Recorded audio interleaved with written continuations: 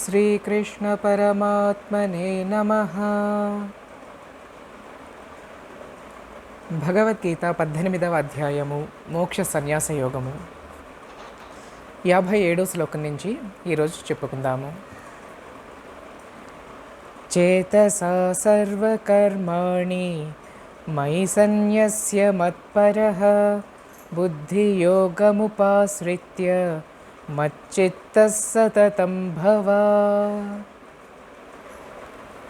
దీని తాత్పర్యము, అన్ని పనులను వివేకముతో కూడిన బుద్ధి చేత నాయందు సమర్పించి నన్నే పరమ ప్రాప్యముగా నించిన వాడవై తత్వ విచారణ అవలంబించి ఎప్పుడూ నాయందే చిత్తాన్ని నిలుపుము అంటున్నాడు కృష్ణుడు. 4 మాటలు చెప్పాడు ఈ శ్లోకంలో. అన్ని పనులను వివేకయుక్తమైన బుద్ధి అంటే ఇంటలెక్ట్, అంటే ఒక డెసిషన్ తీసుకునే కెపాసిటీ. ఎన్నోసార్లు మనకి డౌట్ అనేది వస్తుంది. ఇలా చేయాలా, అలా చేయాలా, వెళ్ళాలా, మానాలా, అప్లై చేయాలా, మానాలా, ఈ ఉద్యోగమా, ఇంకో ఉద్యోగమా, ఈ ఊరా, ఆ ఊరా, ఎన్నో రకాల డౌట్స్ వస్తూ ఉంటాయి.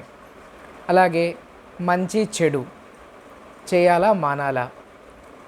చెడు వైపు టెంప్ట్ అయిపోవడం చాలా ఈజీ, మంచికి కట్టుబడి నిలబడి ఉండడం చాలా కష్టము. అయితే మనసు చాలాసార్లు ఊగిసలాడగలదనమాట, ఇటా అటా అటా ఇటా అన్నట్టు అనమాట. అలాంటి సమయంలో మనకేం కావాలి? వివేకం కావాలి, డిస్క్రిమినేషన్ కావాలి. జంతువుకి మనకి ఉన్న ఏకైక తేడా అదే, అతిపెద్ద తేడా అదే. జంతువుకి వివేకం ఉండదు, విచక్షణ ఉండదు. పెంపుడు జంతువులే చూడండి, ఎన్నోసార్లు మనం వింటూ ఉంటాము. కుక్కే ఉంటుంది, ఎంతో కాలం చాలా అభిమానంగా యజమానులతో బతుకుతూ ఉంటుంది. సడన్గా ఒకరోజు యజమానినే కరిచేస్తూ ఉంటుంది. ఎన్ని సందర్భాలు మనం చూడలేదు. అలాగే ఈ అడవి జంతువులతో స్నేహం చేసేవాళ్ళు ఉంటుంటారు. యూట్యూబ్లో అక్కడ చూస్తున్నాం మనము. సింహంతో, పులితోటి, ఎలుగుబంట్లతోటి కలిసి సహజీవనంలాగా కలిపే ఒకే ఇంట్లో బతుకుతూ ఉన్న వాళ్ళు చూస్తున్నాము. ఎన్నో సన్నివేశాలు కూడా జరిగాయి. నేషనల్ జియోగ్రఫిక్ ఛానల్లో నేను చూశాను. 10-15 ఏళ్ళు అయ్యి ఎంతో ప్రేమగా ఓనర్స్తో పాటు ఉంటూ సడన్గా ఒకరోజు ఓనర్స్ మీద దాడి చేసి చంపేసిన సందర్భాలు ఏవి? ఎలుగుబంట్లు అటువంటివి. అంటే ఏమిటి? ఆ 10 ఏళ్ల ప్రేమ ఒక్క క్షణంలో మాయమైపోయినట్టే కదా. కనుక అది జంతు స్వభావం, దానికి వివేకం ఉండదు. ఇన్నాళ్ళు ఇతనితో ఉన్నాను కదా, ఇతనే నన్ను పెంచి పోషిస్తున్నాడు కదా, ఇతనికి అన్యాయం చెయ్యకూడదు కదా అన్న విచక్షణ దానికి ఉండదు, వివేకం ఉండదన్నమాట. అందుకని కృష్ణుడు ఏమంటున్నాడంటే, వివేకముతో కూడిన బుద్ధి, ఏదో ఈ మందబుద్ధి కాదు, మూర్ఖ బుద్ధి కాదు, వివేకంతో కూడిన బుద్ధిని కృష్ణుడి యందే నిలపమంటున్నాడు. ఇక్కడ ఆ మాట ఎందుకు వాడాడు అంటే, అన్ని పనులను నాకు అర్పించు అన్నాడు కదా నిన్న. అన్ని పనులు అంటే ఏమిటి? ఒక జేబు కొట్టేస్తే అది ఆ పని కూడా కృష్ణుడు అర్పించి జేబు కొట్టేయచ్చా? లేదా దొంగతనాలు, లంచాలు, ఇవన్నీ కృష్ణార్పణం అని చెప్పి చేసేసామనుకోండి, అప్పుడు ఆ పాపాలన్నీ మనకు తగలకుండా పోతాయా? అసలే కాదు. ఇక్కడ వివేకం ఉపయోగించమంటున్నాడు, విచక్షణ. ఇది మంచా చెడా? చెడైతే అసలే చేయొద్దన్నాడే కృష్ణుడు, మంచి అయితేనే చేయమన్నాడు. కనుక విచక్షణతో కూడిన బుద్ధి కలిగి ఉండి అన్ని పనులని నాకే అర్పించు అంటున్నాడు. అంటూ తర్వాత ఏమన్నాడు? పొందవలసినది ఏమిటి జీవితంలో? అన్నిటికన్నా అతి గొప్పగా, చివరిగా, అల్టిమేట్గా పొందవలసిన వస్తువు ఏమిటి? ఒక్కొక్క వయసుకి ఒక్కొక్క సమాధానం చెప్తాము. చిన్న పిల్లాడిని అడగండి, నీకు మొత్తం ప్రపంచమంతా అతని ముందు పరిచయండి, నీకేం కావాలి అని అడిగితే ఒక బొమ్మనే ఎంచుకుంటాడు వాడు, ఇంకేం ఎంచుకోడు. బంగారము, వజ్రాలు అవన్నీ మనకు కావాలి, ఆ పిల్లాడికి అక్కర్లేదు. అలాగే వయసు పెరుగుతున్న కొద్దీ మన చాయిస్లు, టేస్ట్లు మారిపోతూ ఉంటాయి. ఒక్కొక్క వయసుకి ఇది కావాలి, అది కావాలి అంటూ మనం మారిపోతూ ఉంటాయి. అయితే అన్నిటికన్నా గొప్పదేమిటి? ఏది దొరికితే అన్నీ దొరికినట్టు అవుతుందో అదేమిటి? పరమ ప్రాప్యము అంటారు. ఆ పరమ ప్రాప్యముగా తననే ఎంచమంటున్నాడు కృష్ణుడు. కృష్ణుడే పరమ ప్రాప్యమట అన్నిటికన్నా. ఒకానొక రాజ్యానికి చెందిన యువరాజు ఒకసారి ఒక గొప్ప ప్రదర్శన ఏర్పాటు చేశాడు, ఎగ్జిబిషన్ అనమాట. ఎన్నో రకాల వస్తువులను ఉంచి ఒక విచిత్రమైన అనౌన్స్మెంట్ కూడా చేశాడు. లోపలికి వచ్చిన మనిషి ఎవరైనా కానీ వాళ్ళకి నచ్చిన ఏదో ఒక వస్తువుని పట్టుకొని వెళ్ళిపోవచ్చు ఎగ్జిబిషన్లోంచి. ఈ విషయం దండోరా వేయించగానే పొలోమని తండోపతండాలుగా జనాలు వచ్చేసారనమాట. అందరూ లోపలికి రావడము, ఏదో వాళ్ళకి బాగా అట్రాక్ట్ చేసిన ఒక మంచి వస్తువును, ఖరీదైన వస్తువుని పట్టుకొని బయటికి వెళ్ళిపోవడము జరుగుతుంది. ఎప్పటికప్పుడు దాన్ని మళ్ళీ రీఫిల్ చేసేస్తున్నాడు యువరాజు. ఆఖరికి ఒక యువతి, ఒక యంగ్ లేడీ వచ్చిందనమాట. మొత్తం తిరిగింది, ఉత్త చేతులతో ఖాళీగా బయటకు వెళ్ళిపోతోంది. యువరాజు గమనిస్తున్నాడు, పిలిపించాడు. ఏమ్మా, నువ్వేమీ తీసుకోలేదు ఎగ్జిబిషన్లో, నీకు నచ్చిన వస్తువు ఒక్కటి లేదా అని అడిగాడు. అప్పుడు తనంది, నాకు నచ్చిన వస్తువు ఉంది యువరాజా, అయితే నాకు అది దొరకదు అన్న బాధతో వెళ్ళిపోతున్నాను అంది. అదేమిటి, నేను మాటిస్తున్నాను, ఇక్కడున్న దేనినైనా నువ్వు కోరుకో, అది నీ సొంతం అవుతుంది అన్నాడు. అప్పుడు ఆ యువతి, యువరాజా, నేను నీ భార్య కావాలనుకుంటున్నాను అని చెప్పిందనమాట. నిన్నే పెళ్ళాడాలనుకుంటున్నాను అని. మరి మాట ఇచ్చాడు, తప్పుతుందా? తన తెలివితేటలకి సంతోషించాడు, తనని భార్యగా చేపట్టాడనమాట. రేపొద్దున రాజ్యానికి మహారాణిగా మారిపోయింది తను, ఈ యువరాజు రాజు అయినప్పుడు. అదేవిధంగా మనకేం అర్థమవుతుంది ఈ కథ ద్వారా? ఎన్నో రకాల అట్రాక్షన్స్ ఉన్నాయి మనకి, డబ్బుల రూపంలో, సంపదల రూపంలో, వస్తువుల రూపంలో, మనుషుల రూపంలో. అయితే ఏది పొందితే అన్నీ పొందిన వాళ్ళం అవుతామో దాన్ని పట్టుకోవాలి. ఆ యువతి మహారాజును పట్టుకున్నట్టు మనము రాజులకి రాజైన భగవంతుడిని పట్టుకుంటే ప్రపంచమే వశమైపోతుంది. దానికే ఒక చిన్న ఫ్రేజ్ ఉంది తెలుగులో, ఏమంటారు సామెత? లోకేశుడు వశమైతే లోకమే వశమవుతుంది అంటారన్నమాట. అది కనుక ఆ మాటే కృష్ణుడు ఇక్కడ చెప్తున్నాడు. తర్వాత ఇప్పుడు తత్వ విచారణ చేయమంటున్నాడు. తత్వ విచారణ, తత్వం అంటే ఏమిటి? ఇప్పుడు చెప్పుకున్నదే వివేకము. ఏది మంచి, ఏది చెడు, చెయ్యాలా మానాలా అన్నదే తత్వ విచారణ. లేదా ఇది రియలా అన్రియలా, ఏది నిజము ఏది మాయ, ఏది శాశ్వతము ఏది కాదు అన్న ఆలోచన నిరంతరము చేయాలట, ఆల్ ద టైమ్. అందుకనే వాచ్ అనే ప్రిన్సిపల్ చెప్తూ ఉంటారు మనకి, WATCH, వాచ్. వాచ్ అంటే ఏమిటి? ఒకటి వాచ్. రెండోది ఏమిటి? వాచ్ అంటే చూడడం, అబ్జర్వ్ చేయడం, గమనించడం. దేన్ని గమనించాలంట? WATCHని గమనించాలట. W అంటే వర్డ్స్, మనం పలికే పలుకులు, మాటలని వాచ్ గమనిస్తూ ఉండాలట, మంచి మాట కాదా అన్నది. అలాగే నెక్స్ట్ ఏ, వాచ్లో ఏ కదా రెండో అక్షరము, యాక్షన్స్. యాక్షన్స్ అంటే మనం చేసే పనులని నిరంతరం గమనిస్తూ ఉండాలట. 3 WAT, టీ అంటే థాట్స్, ఆలోచనలు. మన ఆలోచనలని కూడా నిరంతరం గమనిస్తూ ఉండాలట, మంచివా చెడ్డవా అన్నది. తర్వాత C, క్యారెక్టర్, మన శీలము, శీల సంపద. కనుక మన ఎలాంటి నడవడి, మన మనసులో ఎటువంటి ఆలోచనలు ఉంటున్నాయి, మన క్యారెక్టర్ని కూడా మనం గమనిస్తూ ఉండాలి. మరియు హెచ్ అంటే హార్ట్, మన హృదయం ఎలా ఉంది, స్వచ్ఛంగా ఉందా, లేదా ఈ కోపము, కోరికలు అనే దుర్గుణాలతో, అసూయ, ద్వేషాలతో నిండిపోయి ఉందా అన్నది గమనిస్తూ ఉండాలి. అదే తత్వ విచారణ అంటే. కనుక కృష్ణుడు ఇక్కడ ఏం చెప్పాడు? ఒకటి, బుద్ధికి వివేకాన్ని జోడించి అటువంటి బుద్ధితో అన్ని పనులు చేస్తూ ఆ పనులని తనకి సమర్పించమంటున్నాడు. నెంబర్ 2, అన్నిటికన్నా పొందవలసిన అతి గొప్ప వస్తువు తానేనని చెప్తున్నాడు. నెంబర్ 3, ఎల్లప్పుడూ తత్వ విచారణ చేస్తూ ఉండమన్నాడు, వాచ్. అండ్ నెంబర్ 4, చివరిగా ఎల్లప్పుడూ నాయందే చిత్తము నిల్పుము అన్నాడనమాట. ఏ పని చేసినా ఫోకస్ ఎక్కడుండాలట? గాడ్, భగవంతుడి మీదనే ఉండాలట. ఇప్పుడు ఒక తల్లి చూడండి, వంట చేసుకుంటూ ఉన్నా, బయట బట్టలు ఉతుకుతూ ఉన్నా, చంటి పిల్లాడే ఉన్నాడు అనుకోండి, ఆ పిల్లాడి మీదే ఫోకస్ ఉంటుంది. వాడు క్యారమని చిన్న సౌండ్ చేస్తే చాలు, ఎక్కడున్న తల్లైనా ఆ వస్తువులన్నీ పడేసి పరిగెత్తుకొని బిడ్డ దగ్గరికి వచ్చేస్తుంది అన్నమాట. అలాగా మనం ఏ పని చేస్తూ ఉన్నా మన ఫోకస్ మాత్రము భగవంతుడి వైపే ఉండాలి. లేదా కాంపాస్ తీసుకోండి, డైరెక్షన్ చూపిస్తుంది కదా, నావికులు వాడుతూ ఉంటారు. సో సముద్రాల్లో వెళ్ళేటప్పుడు ఆ రోజుల్లో ఇదే వాడేవారట, డైరెక్షన్ ఎటు నుంచి ఎటు వెళ్ళాలన్న దానికి గుర్తు. దానికి ఈస్ట్, వెస్ట్, నార్త్, సౌత్ డైరెక్షన్స్లో కాంపాస్ ఎటు చూపిస్తుంది? ఆల్వేస్ నార్త్, ఉత్తర దిక్కుకే చూపిస్తుంది. కనుక మనం రోజులో ఎక్కడున్నా, ఏ టైంలో ఏ పనులు చేస్తున్నా, ఎలాంటి స్థితిలో ఉన్నా మన మెంటల్ కాంపాస్ ఎటు చూపించాలి? ఓన్లీ టువర్డ్స్ నార్త్, అంటే భగవంతుడి వైపే చూపిస్తూ ఉండాలి. ఈ అవగాహనతో 58వ శ్లోకంలోకి అడుగు పెడదాము. మచ్చిత్త సర్వదుర్గాణి మత్ప్రసాదాత్ తరిష్యసి అథ చేత్వమహంకారాన్ న శ్రోష్యసి వినంక్ష్యసి.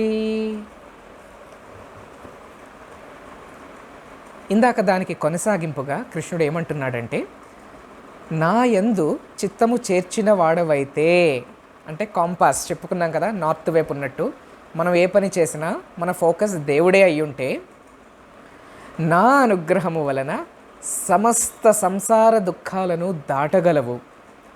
అలా కాకుండా అహంకారపూరితుడవై నా వాక్యాలని పెడచెవిన పెడితే చెడిపోతావు అన్నాడు కృష్ణుడు. అక్షరాల ఆ మాటే వాడడం జరిగింది ఇక్కడ. కృష్ణుడు వినంక్ష్యసి అంటే ఏమిటి, చెడిపోదువు అన్న మాట వాడాడు. చిత్తం ఎప్పుడు దేవుడి పైన ఉంచుతూ దేవుడి వాక్యాన్ని వినాలట. ఒకానొక సందర్భంలో భగవాన్ శ్రీ సత్యసాయి బాబా వారి దగ్గర ఒక భక్తుడు వచ్చి అడిగాడనమాట, చెప్పాడనమాట declaration, Swami we love you Swami, I love you Swami అన్నాడు. అప్పుడు స్వామి చెప్పింది ఏమిటి, don't love me, love my words అన్నారు. అంటే ఏంటి, తనని ప్రేమించాను అనడంలో అర్థం లేదట, తన వాక్యాలను ప్రేమించాలట. అంటే ఏమిటి, తన ఆదర్శాలను ప్రేమించాలట, అనుసరించాలట. గురువు పట్ల మనకి ప్రేమ ఉంది అని చెప్పుకుంటే ఏమిటి ఆ ప్రేమ, ఎలా మన లైఫ్లో అది ఎలా కనబడుతుంది, మనకైనా బయట వాళ్ళకైనా మనం చేసే పనులలో కనబడుతుంది, మన స్వభావంలో కనబడుతుంది. భక్తులము అని చెప్పుకున్నప్పుడు ఆ భక్తులలాగే భక్తులకు తగినట్లుగానే మన ప్రవర్తన ఉండాలి కదా. చేసేవన్నీ తప్పుడు పనులు చేస్తూ నేను వాళ్ళ భక్తుడిని వీళ్ళ భక్తుడిని, నా గురువు ఈయన నా గురువు ఆయన అని చెప్పుకుంటే గురువుకే అది అవమానం. కనుక ఇక్కడ కృష్ణుడు చెప్తున్నది ఏమిటి, నాయందే చిత్తము చేర్చి నా అనుగ్రహము వలన సంసార దుఃఖాలు దాటగలవు, నా వాక్యము వినకపోతే చెడిపోతావు అంటున్నాడు. తన వాక్యాన్ని వినమంటున్నాడు, తన చెప్పిన మాటని ఆచరించమని చెప్తున్నాడు. అలాగే తన మాట వింటే ఏమవుతుందంట, దుర్గాణి అన్నాడు. ఇక్కడ దుర్గం అంటే ఏమిటండి, కోట. ఏం కోట, సంసారం అనే కోట. సంసారాన్ని పెద్ద కోటతో పోల్చాడు కృష్ణుడు. సముద్రంతో పోలుస్తూ ఉంటారు మామూలుగా, ఏదడం కష్టం దాటడం కష్టం అని. కానీ ఇక్కడ ఏమన్నాడు, కోటతో పోలుస్తున్నాడు. ఎందుకని, కోట చాలా దృఢమైనది. చూసారా ఏదైనా కోటని, ఆగ్రాలో కానీ ఔరంగాబాద్లో కానీ విజయనగరం ఏది కృష్ణదేవరాయల విజయనగర కోటలు కానీ ఏమైనా చూసారా, ఎంత గోడలు ఉంటాయి, ఎన్ని రకాల ప్రొటెక్టివ్ ఎక్విప్మెంట్ ఉంటుంది, అడుగడుగున శత్రువుల్ని లోపలికి రానియకుండా ఎంత ఎంత మెచ్యూరిటీతో ఎంత సొఫిస్టికేషన్తో కట్టడం జరిగింది కోటలని. ఆ కోటలకు ఎవడు దాటలేడు, మామూలుగా ఎవడు ప్రవేశించలేడు, లేదా లోపల ఉన్నవాడు బయటకి వెళ్ళలేడు. 2 వే అనమాట, 2 వే బ్లాకేడ్ ఉంటుంది అక్కడ. కనుక ఈ సంసారం అనేది అలాంటి కోటట, దానిలోంచి ఎవడు బయట పడలేడట. కానీ పడచ్చట. ఎవడు పడచ్చట, కృష్ణుడి మాటలు విన్నవాడు పడచ్చట. అందుకని తన మాటలు విని ఈ భయంకరమైన కోటలోంచి బయటికి హ్యాపీగా తప్పించుకొని పారిపోమ్మని చెప్తున్నాడు కృష్ణుడు. అలాగే ఇంకో మాట వాడాడు, మత్ ప్రసాదాత్ అన్నాడు. నా ప్రసాదముగా, భగవంతుడి ప్రసాదము. ఏమిటి ఆయన ఇచ్చే ప్రసాదం, మనకి అనుగ్రహమే. గుడిలో మనకి ఎందుకు ఇస్తారు, తీర్థము, అరటిపండు, ప్రసాదము, నైవేద్యం పెట్టి ఎందుకు ఇస్తారు, ఆంతర్యం ఏమిటి దానికి? ఏదో కడుపులో కాస్త ఈ టేస్ట్ కోసమా, జిహ్వ చాపల్యం కోసమా? కాదు. ప్రసాదం అంటే ఏమిటంటే భగవంతుడి అనుగ్రహమే ప్రసాదము. అతని అనుగ్రహం కళ్ళకి కనబడదు కాబట్టి ఈ ప్రసాద రూపంలో మనం అందుకుంటాం. భగవంతుడి అనుగ్రహం నా పైన ఉంది అన్న భావనతో, సంతృప్తితో బయటికి వెళతాం. అందుకని గుడిలో ప్రసాదం అనేది ఇస్తూ ఉంటారు, ఎల్లప్పుడూ అనుగ్రహం ఉంది అని. అయితే ఎవరికి ఉంటుందో అనుగ్రహము? ప్రసాదం అయితే చేయిజాపిన ప్రతి వాళ్ళకి దొరికిపోతుంది. మరి అనుగ్రహము కూడా చెయ్యి చాపిన వాళ్ళకే దొరుకుతుంది. ఏమీ తేడా లేదు. గుడిలో ప్రసాదానికి ఆయన అనుగ్రహానికి తేడా లేదు, ఒకటే. ప్రసాదం కోసమైనా చేయి చాపాలి, అనుగ్రహం కోసమైనా చేయి చాపాల్సిందే.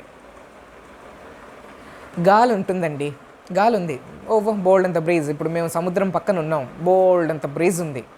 అయితే ఆ బ్రీజ్ వల్ల అందరికీ లాభం లేదు, ఇద్దరికే లాభం. ఎవరా ఇద్దరు? ఒకటి, ఎవరైనా ఇక్కడ విండ్ మిల్స్ ఏర్పాటు చేశారనుకోండి, అక్కడి నుంచి కరెంటుని తయారు చేయొచ్చు, ఎలక్ట్రిసిటీని తయారు చేయొచ్చు. లేదా పడవ మీద వెళుతున్నవాడు ఆ తెరచాపల్ని విడిచాడు అనుకోండి, సెయిల్ బోట్లో వెళుతున్నాడు అనుకోండి, ఆ తెరచాప వదలగానే అప్పుడు గాలి సహాయంతో తన ముందుకు నడిచేయచ్చు, డైరెక్షన్స్ మార్చేసుకోవచ్చు. వాళ్ళకి తప్ప ఇంకెవరికి గాలి పనికిరాదు అక్కడ. లేదా ఒక వర్షం పడుతుంది అనుకోండి, ఎవరికి దాని ప్రయోజనం? లోపల కూర్చున్న వాడికి ప్రయోజనం లేదు. బయట ఒక గిన్నె తిప్పి పెట్టండి, ఆ నీళ్ళు కలెక్ట్ చేసుకుంటే వాడికి ప్రయోజనం ఉంది. లేదా ఒక ఇంకుడు గుంత తవ్వి పెట్టుకున్నాం అనుకోండి ఇంటికి, అందులోకి నీళ్లు వెళ్ళి మన బోర్వెల్ రీఛార్జ్ అయిపోతుంది, మన అండర్ గ్రౌండ్ వాటర్ రీఛార్జ్ అవుతుంది, వాళ్ళకి ప్రయోజనం ఉంది. అంతే తప్పించి బాల్కనీలో కూర్చొని టీ తాగుతూ చూసేవాడికి ఏమిటి ప్రయోజనం? ఆ నీళ్లు వృధాగా బయటకు పోతాయి, ఇంట్లోంచి బయటికి పోతాయి. అలాగే భగవంతుడి అనుగ్రహము ఎల్లవేళలా అన్ని చోటలా వర్షిస్తూనే ఉంది, గాలిలాగా, వర్షంలాగా. అయితే దాని ప్రయోజనం ఎవరికి చేకూరుతుంది? అడిగిన వాళ్ళకి. తన చిత్తాన్ని, తన మనసుని భగవంతుడి వైపు తిప్పిన వాళ్ళకే ఆ అనుగ్రహం లభ్యమవుతుంది. లేకపోతే అది బూడిదలో పోసిన పన్నీరే కానీ బూడిదలో పోస్తే ఏమిటి? వేస్ట్ అయిపోయింది. అలాగే భగవంతుడి అనుగ్రహం కూడా మనం దుర్వినియోగపరచుకోవడమో లేదా నిరుపయోగంగా మారిపోవడమో జరుగుతుందన్నమాట. అందుకని తన ప్రసాదాన్ని సంపాదించమంటున్నాడు. భగవంతుని ప్రసాదం ద్వారా మనకి చేకూరేది ఏమిటండి? ఆయన అనుగ్రహం ఉంటే ఏమవుతుంది జీవితంలో? అతి ముఖ్యమైనది ఒకటి, మాయ అనేది బయటికి దాటగలం మనం. ఈ మాయలో కదా చిక్కుకొని కొట్టుకుంటున్నాం. మాయ అంటే ఏమిటి? ఒక్క మాటలో అర్థం చేసేసుకోవచ్చు. శాశ్వతమైనది అశాశ్వతమైనది శాశ్వతంగా అనిపించడమే మాయ. లేదా లేనిది ఉన్నట్టు, ఉన్నది లేనట్టు అనిపించడమే మాయ. ఫర్ ఎగ్జాంపుల్, మనం ఒక వయసుకు చచ్చిపోతామని మన అందరికీ తెలుసు. ఎన్ని ఏళ్ళు, 100, 90, 80, 70, 60, 50, 30 పోవడం అన్నది ఖాయం. కానీ ఆ థాట్ మనకి ఎప్పటికీ రాదే. ఎప్పుడు ఇక్కడే వేలబడతామన్నట్లుగా ఉంటుంది మన ప్రవర్తన. ఇంకో 1000 ఏళ్ళు బతికేస్తామన్నట్టు ఉదాసీనంగా, తీరిగ్గా, లేజీగా బతికేస్తాం. ఒక తొందర ఉండదు, సాధన పట్ల ఇంటెన్సిటీ ఉండదు, ఫోకస్ ఉండదు. ఏదో మబ్బులాగా, నిద్రలో నడకలాగా బతికేస్తున్నాం. అది మాయ అంటే. లేదా భగవంతుడు శాశ్వతుడు, ఆయన్ని పట్టుకుంటే మనల్ని విడిపిస్తాడు, ఈ చక్రం, సంసార చక్రం నుంచి విడిపిస్తాడు. ఆయన్ని పట్టుకోం, తెలిసినా పట్టుకోం. ఎందుకని? అదే మాయ. సో ఈ మాయని దాటాలంటే ఎలాగా? మత్ప్రసాదాత్, అతని అనుగ్రహము చేతనే మాయని దాటడానికి వీలవుతుంది అన్నాడనమాట. కనుక ఎంతగా ప్రయత్నించాలి మనం ఆయన అనుగ్రహం సంపాదించడానికి? ఒకవేళ ఎవరైనా ఈ విధంగా కాకుండా తన అహంకారము చేత, అహంకారానికి ఎన్నో కారణాలు, తనకి చదువు ఉందని అహంకారము, లేదా శాస్త్రాలు చదివేనని అహంకారము, డబ్బు ఉందని అహంకారము, పెద్ద పదవి ఉందని అహంకారము, అందంగా ఉన్నారని అహంకారము, పొడవుగా ఉన్నారని, బలంగా ఉన్నారని అహంకారము, ఏదో ఒకటి. అహంకారానికి ఎన్నో రకాలు. ఇటువంటి గర్వముతో, అహంకారముతో భగవంతుడి మాటలను, ఇంతవరకు కృష్ణుడు చెప్తున్న మాటలని పెడచెవిన పెడితే, పట్టించుకోకపోతే జరిగేది ఏమిటట? వినాశనం, చెడిపోతామట. ఒకసారి సుమారుగా చాలా పాత రోజుల్లో 1950, 60 ఆ ప్రాంతాలలో అన్నమాట, పుట్టబర్తిలోనే. ఆ రోజుల్లో తక్కువ మంది భక్తులు గుమికూడేవారు. చివరిలో అయితే బాబాగారి వద్ద రోజుకే 30-40 వేల మంది వస్తూ ఉండేవారు దర్శనానికి. కానీ ఆ తొలినాళ్లలో వందల్లో ఉండేదన్నమాట, 1940, 50ల్లో. అటువంటి ఒక సందర్భంలో ఒక 20-25 మంది భక్తులు గుమికూడి ఉండగా దర్శనం అందరికీ అనుగ్రహించి బాబావారు నెమ్మదిగా ఒక మాట అన్నారు అందరికీ. ఈనాటి రాత్రి ఎవరు పుట్టపర్తి విడిచిపోవద్దు అని చెప్పి వెళ్ళిపోయారు లోపలికి. ఎవరికి అర్థం కాలే, ఏమిటి పుట్టపర్తి వదిలి వెళ్ళొద్దంటున్నారు ఎవరిని అని ఎవరికి వాళ్ళే తజాగుజి పడ్డారనమాట. ఆ మాట విన్నాక అర్థం కాకపోయినా కూడా చాలామంది ఉండిపోయారు, పుట్టపర్తి విడిచి వెళ్ళొద్దని స్వామి చెప్పారు కదా అని. కానీ అందులో కొద్ది మంది మాత్రము, వాళ్ళకి పాపం చాలా అర్జెంట్ ఎమర్జెన్సీ వర్క్ ఉంది, డ్యూటీలో జాయిన్ అయిపోవాలి. వాళ్ళు సాయంత్రము బస్ ఎక్కి బయలుదేరిపోయారనమాట. ఇది ఇలా ఉండగా ఆ రోజు రాత్రి తన ఏకాంతంలో ఉండగా బయట ఒక భక్తుడు ఉంటాడనమాట, స్వామికి ఏమైనా అవసరం వస్తే చూడడానికి. ఆ సమయంలో స్వామి వరండాలోకి బయటకు వచ్చి నవ్వుతూ, నేను లయకర్తను అన్నారనమాట. అనగానే అతనికి అర్థం కాలేదు, ఏమిటి లయకర్త, లయకర్త ఎవరు అని ఆలోచించాడనమాట. మరుసటి రోజు పేపర్లో న్యూస్ వచ్చింది, పుట్టపర్తి నుంచి వెళ్ళిపోతున్న బస్సు ఒక వాగులో మునిగిపోయి బస్సులో ఉన్న అందరూ చనిపోయారనమాట. అందులో కొంతమంది భక్తులు కూడా, ఎవరైతే ముందు రోజు దర్శనానికి వచ్చారో వాళ్ళు చనిపోవడం జరిగింది. చూస్తూ ఉంటాం చాలాసార్లు. ఇప్పుడు ఈ తిరుపతి యాత్రలో కొండ పడిపోయిందని, విజయవాడ నుంచి దర్శనం వస్తున్నప్పుడు ఏదో లారీ తిరగబడిపోయి చనిపోయారని, నిన్నటికి నిన్న అనకాపల్లిలో అమ్మవారి దర్శనం చేసుకొని వస్తూనే చనిపోయారు. అలాగే ఈ పెద్ద హజ్ యాత్రలు ఇలాంటి చోట్ల యాత్రల్లో చనిపోతూ ఉంటారు ఎన్నో చోట్ల. ఈ మతం ఆ మతం అని లేదు, భగవద్ దర్శనానికి వెళ్ళి చనిపోయిన వారు అనేకం ఉన్నారన్నమాట. అయితే ఇక్కడ ఏమిటి విషయము, ఇందాక మనం బాబా వారి గురించి చెప్పుకుంటున్న దాంట్లో ఆయన చెప్పిన మాట విన్నవాళ్ళు బతికిపోయారు, వినని వాళ్ళు ప్రాణాలే కోల్పోయారు అక్కడ ఆ సందర్భంలో. కనుక కృష్ణుడు ఇంత ఓపికగా ఇంత దయతో ఇన్ని మాటలు చెప్తున్నాడు. ఎందుకు అలా మాయలో ఉంటున్నారు, నా మీద దృష్టి పెట్టండి, పనులన్నీ నా కోసం చెయ్యండి, మీ చింతలన్నీ తీరిపోతాయి, మిమ్మల్ని నేను దాటించేస్తాను, మీ పని మీది కాదు, అది నా పని యొక్క ఫలితం మీరు పట్టించుకోవద్దు, పని చేస్తూ వెళ్ళిపోండి, నన్నే పరమ ప్రాప్యం అనుకోండి, నా కోసమే తప్పించండి. ఇంతకన్నా ఎవరు చెప్తారు? దేవుడు కాబట్టి అంత దయ. ఆయన మాటలు వింటేనట ఏం జరుగుతుందట, తరించిపోతాము, ఈ సంసారం అనే కోటని దాటివేయగలుగుతాము. ఇప్పుడు 59 మరియు 60 శ్లోకాలని ఒక్కటిగా కలిపి అర్థం చెప్పుకుందాము. ముందుగా 59. యద్యహంకారమాశ్రిత్య నయోత్స్యైతి మన్యసే మిథ్యేష వ్యవసాయస్తే ప్రకృతిస్త్వాం నియోక్ష్యతి. మరియు 60. స్వభావజేన కౌంతేయ నిబద్ధస్వేన కర్మణా కర్తుం నేచ్ఛసి యన్మోహాత్ కరిష్యస్య వసోపి తత్. ఇందాక 2 శ్లోకాలకి కొనసాగింపుగా కృష్ణుడి మాట ఏమిటంటే, ఒకవేళ అహంకారాన్ని పట్టుకొని అవలంబించి నేను యుద్ధం చేయను అని నువ్వు తలస్తే కనుక నీ ఆలోచన వ్యర్థ ప్రయత్నం అయిపోతుంది, వృధా అయిపోతుంది. ఎందుకంటే నీ స్వభావమే నిన్ను యుద్ధం వైపు నడిపిస్తుంది అంటున్నాడు. స్వభావము అంటే మనం చెప్పుకున్నాము కదా మొన్న, జన్మతః వచ్చే సంస్కారం ఒకటి ఉంటుంది, స్వధర్మం అనేది ఉంటుంది కదా.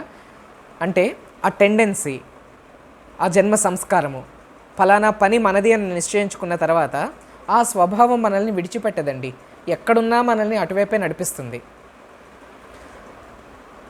ఫర్ ఎగ్జాంపుల్, ఒక జూదగాడు, ఒక గ్యాంబ్లర్ ఉన్నాడు, ఒక బెట్టింగ్ చేసేవాడు ఉన్నాడు అనుకోండి. వాడు బెట్టింగ్లన్నీ చేస్తూ ఉంటాడు బయట. వాడిని జైల్లో తీసి పడేయండి, జైల్లో కూడా ఏదో ఒక రకమైన బెట్టింగే మొదలు పెడతాడు, వాడు పెట్టగలడు. లేదా ఒక దొంగ ఉన్నాడు అనుకోండి, ఆ బయట వాడికి ఇది అది దోచుకోవడం అలవాటు.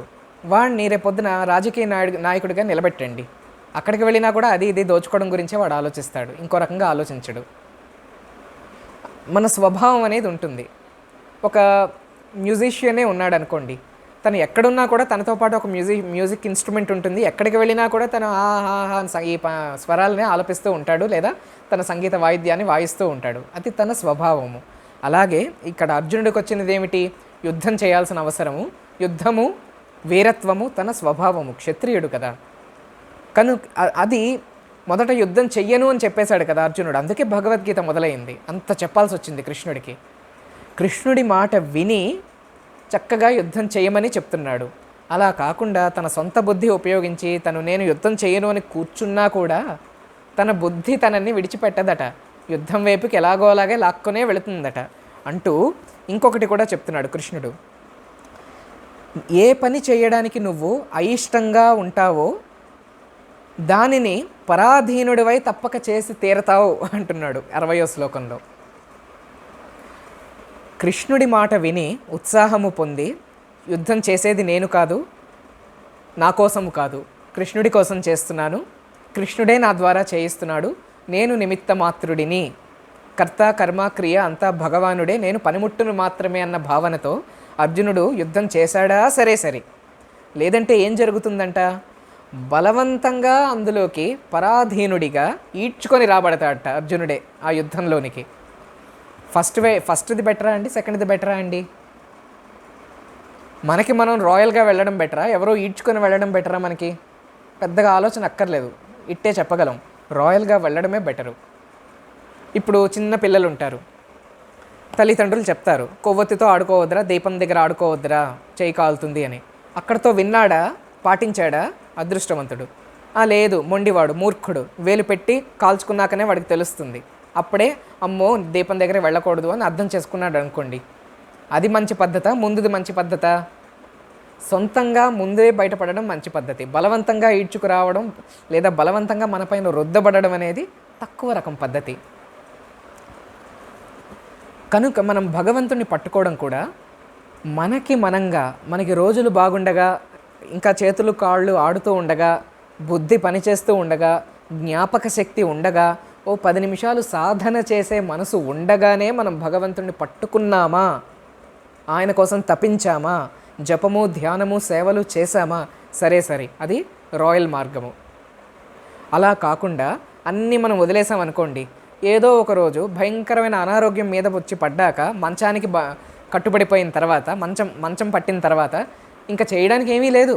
అప్పుడు ఎలాగో కృష్ణ రామానే, సరిగ్గా చేయలేం కూడా. ఆ టైంలో అన్ని రోగాలు వచ్చాక ఏం సాధన చేస్తామండి? 5 నిమిషాలైనా కూర్చోగలమా? మన వల్ల కాదు.